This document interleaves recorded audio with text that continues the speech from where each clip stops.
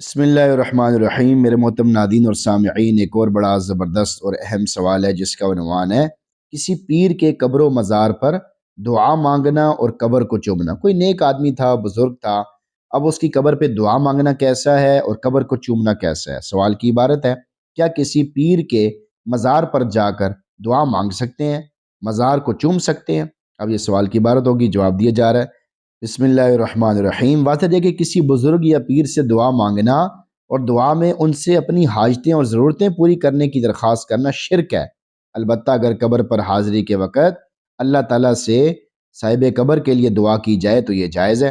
اسی طرح دعا میں کسی نیک اللہ والے بزرگ کا واسطہ دینا اور ان کے طفیل اللہ تعالیٰ سے دعا کرنا مستحسن ہے، پسندیدہ ہے، بہتر ہے، یعنی کرنا چاہیے، کرنے میں کوئی حرج نہیں ہے بلکہ کرنا بہتر ہے، مگر اس کے لیے کسی قبر یا مزار پر حاضری ضروری نہیں ہے۔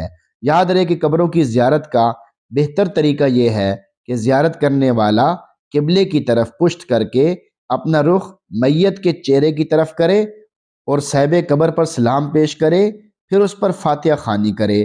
باقی عقیدت کے طور پر قبر پر ہاتھ پھیرنے اور اسے چھونے اور چومنے سے بچے، کیونکہ یہ یہودیوں اور عیسائیوں کا طریقہ ہے، یہود و نصارہ یعنی یہودی اور عیسائیوں کا طریقہ ہے۔